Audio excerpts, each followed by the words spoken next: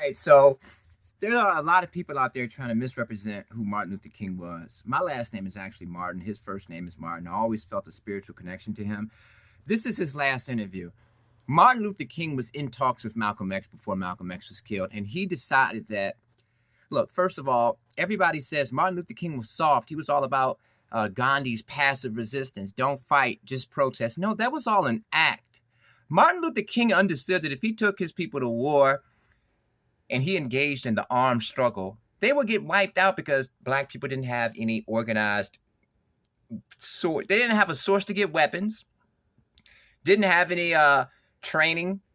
So Martin Luther King's plan was to pretend to be passive, pretend to be soft until he could get the required money and organization and sources so that he can actually engage in the armed struggle. And he hinted at that in his last interview. I'm going to play this for, hold on. Dr. King, this church is as good a place as any to go back over your commitment to the civil rights movement. When you went out from here into university and then you went to Montgomery, Alabama and started the bus boycotts there, what was the philosophy of the civil rights movement as you saw it then, more than 10 years ago? Well, I would say then the philosophy was that we must go all out to use legal and nonviolent methods to gain full citizenship rights for the Negro people of our country. Of course, that particular struggle and that philosophy centered on breaking down all of the barriers of legal segregation. So I would say that in that period, the basic thrust for the gaining of citizenship rights for Negroes was to end the humiliation surrounding the whole system of legal segregation. Dr. King, was there something peculiar to the place where you started and the kind of people you attracted? I mean by that, there was a strong attachment on the part of your parishioners in Montgomery to the church. They were older people, weren't they? Yes, I would say by and large they were older people. And because they were older people, he wasn't going to put their life on the line. He wanted to have an army. Martin Luther King gave up on fitting in. He at the end of his life, he became very despondent about the idea that black people could ever be taken seriously as first-class citizens. Martin Luther King was ready for the armed struggle. All of this hobo-humbo about we don't need to fight, we need to protest was just a ruse. It was a red herring so that he could get the weapons, get the soldiers. All the people in his church were older. So he wanted to put that image out there of, I'm just this nice guy with this old congregation. But in reality, he was buying the weapons. He had all of that stuff being organized. He was in contact with Muammar. Man, y'all think Martin Luther King's soft? Y'all don't know nothing. Because they were the ones using the bus. It isn't too hard to see the exploitation that the Negro confronts in the ghetto, where he is forced to pay more for less and constantly trying to make ends meet, but because of either no job as a result of unemployment or a job that is so economically unprofitable that the person can't make ends meet. And all that we have, now it's up to them? Well, I think the dilemma is much deeper, and I think one during this period of transition has to be very honest with America.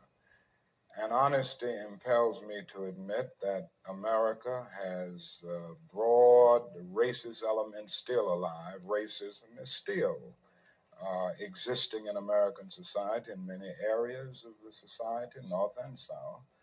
And the other thing is that there has never been a single, solid, determined commitment of large segments of white America on the whole question of racial equality, realization of genuine equality. On bootstraps, they don't look over the legacy of slavery and segregation. I believe we ought to do all we can and seek to lift ourselves by our own bootstraps. But it's a cruel jest to say to a bootless man that he ought to lift himself by his own bootstraps. And many Negroes, by the thousands and millions, have been left bootless. there must be a revolution of values in our All right. So here it is right here. Martin Luther King is letting you know that he was down for the armed struggle. Martin Luther King was ready to die. country. Ready to die. Jimmy Baldwin said on one occasion, what advantage is there in being integrated into a burning house? Mm. And I feel that there is a need for a revolution of...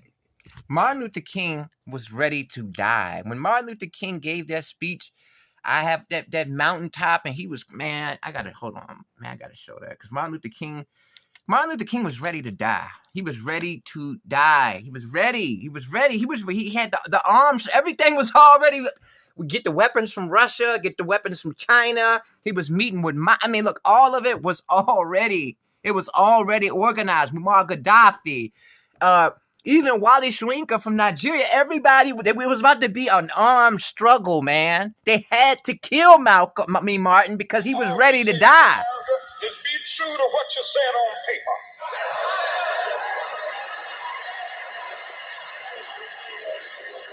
If I lived in China or even Russia or any totalitarian country, maybe I could understand some of these illegal injunctions. Maybe I could understand the denial of certain basic First Amendment privileges because they haven't... Hold on, I gotta get that. I got to get that speech, man. I got to. The part where he's like, I'm ready to die. I'm ready to die. And we as a people will get to the promised land.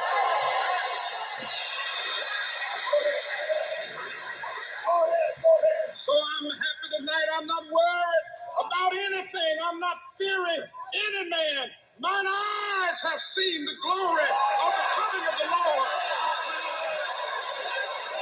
Martin Luther King was ready to die, because Martin Luther King already had what was the next phase of the civil rights movement, was the armed struggle. Don't believe them when they tell you he was soft. R.I.P.